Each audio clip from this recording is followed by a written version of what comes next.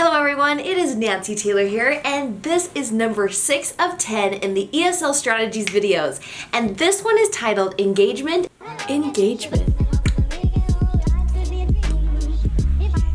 Cool cat.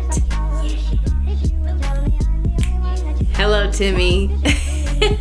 And your rewards, your praise for your students. If I could engage my students, that they would retain the information that I was teaching them because they were interested in it. So I'm going to go over what, why, and how on engagement, and also your reward system and how you reward your student in class, your students, if you're teaching more than one. I'm turning, What is your engagement in class? Now, when you teach for VIP Kid, it is one-on-one. Some other online courses might be 1-on-4. You might have 4 in a class. You might have an entire classroom that you're teaching. So your engagement will differ based off of your setup on your online classroom. Now, with my younger students, to engage them, I might have a puppet.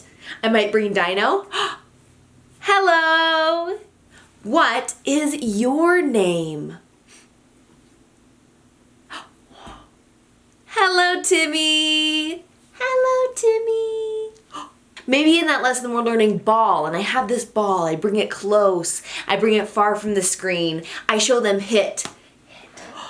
Can you hit? Hit. And I have to model it a ton of times. Come on, hit the air. Show me hit. Now with your older students, it is connections. My older students, I might ask them, have you been to America? Where? Or maybe we're doing a lesson on countries. What countries do you know? Wow, where is that? And I have a student that loves to get on his iPad. He'll get on Google Earth.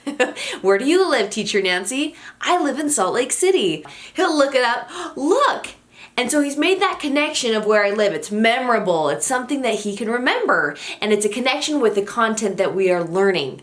Do I have all of the things I'm going to say and do before I start class? No. Because you go with the flow of the class. You engage them by connecting to what they already know. That brings us to your supplementary reward system. So what rewards do you want to use? I always let my student choose. So for my younger, I might say, and these are just 2 examples, do you want stickers? Stickers? Or colors? Colors. If they're like just staring at me, then I'll pick one for them. So if they're very young, so let's say they're level 1, I don't have them choose. I just automatically go with maybe I go by gender, maybe I go what the previous teacher said. And then my older students, they are always interactive rewards. So if you're thinking, how am I going to engage with a reward with a 12-year-old? Find something that an adult would enjoy. My older students love Find a Star. I also have been using the Google Slides, so I might let them choose and say, today, do you want to do video clips? Or would you like to do, oh, I can see. Let's do this one. What do you see?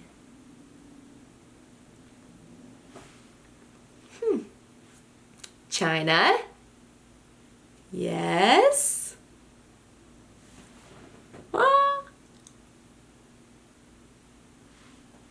Tiananmen Square. I hope I said that right. I know I always say it incorrect. Please don't judge. I also always do, this is an option, guess the letter. They also hold up their board and I guess a letter. They love to do the reward systems for me as well. Now the real kicker here is to make sure that your reward system doesn't take too long, because if I'm doing like ask a question, it can take a long time because the content itself takes long. So make sure your reward is quick and to the point, because we don't want it to take too much time. Now, why? Why do I need to engage my student? I want you to think of something that you really love.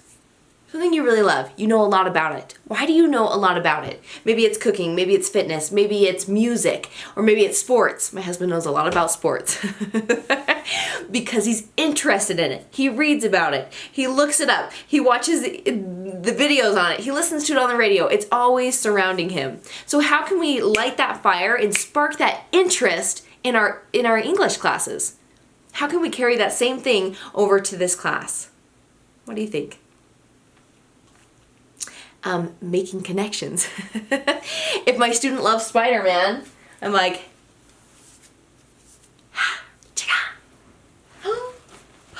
what do you see? Let's say my student does a wonderful job on the piano. I'll say, at the end of class, will you play the piano for me? Or maybe I'm relating to music.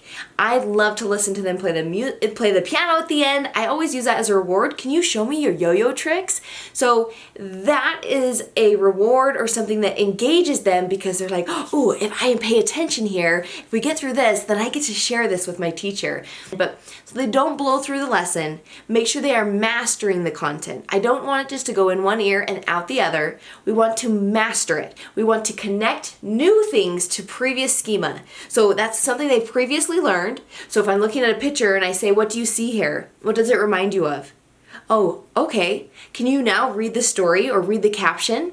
Okay, let's move on here. So I'm making connections. Those are for my older students. I love my student that always writes on her whiteboard. She loves to write the sight words. She always has her little whiteboard for fill in the blank. She's writing them down, but it keeps her engaged. She's a kinesthetic learner, so she's writing it. She's learning it. She has down the spelling. It's just, you gotta find what works for them. And if you're seeing a lot of students for the first time and not seeing them over and over, usually the same tricks work. Younger students, puppets, older students, connections to content.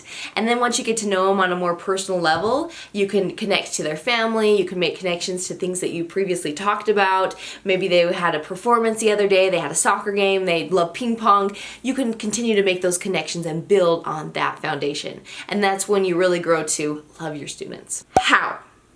We've pretty much covered how. Now for the how, I want to give you some class footage and show you what it looks like in the classroom. So here is engagement for a younger student. What do people speak in China? People speak Chinese. Good. Dino, would you answer the question? You ask. What do people speak in China? People speak Chinese. Do you have a dino? Yes. Can I see Dino? No. No Dino? Do you love Dino? Yes, I do. Me too. Hello. Hello. And here is engagement for an older student. What do you see, Doris? I see a sky. And the ground is Red. flat. Black. The ground is flat. This is the Plane. plains. Yes! High five. And what two animals live on the plains? Elephant. Elephant. Yes. Grass. Giraffe. Good. Giraffe is my favorite animal. I love giraffes too. They have dark tongues. Dark tongues. Yes. What color are they? They are yellow and brown. Yes. What color are their tongues? The tongues are red. Close. They are purple. Purple. Yes. Purple tongue. Look, I want to show you a giraffe tongue. Giraffe tongue. It is purple. It is purple. Okay. Did you know that? No. No. Cool, huh? Thank you for joining me for this video, number 6 of 10. Check out the previous 5. I'll leave the list in the description box, and then the rest of them are on their way. They're coming, I promise. I am trying to make these and get them out to you in the wee hours of the night. Hi, Dino. How are you? Good. I'm so bad. Hi, Dino. How are you? Good. I'm so good, Nancy. Meow. Sister? Sister? Elsa, you know, I think Anna will listen to you if you open up and share with her your secret. Because we all know. I just want to find my sister. I'm just gonna give up. Bye-bye.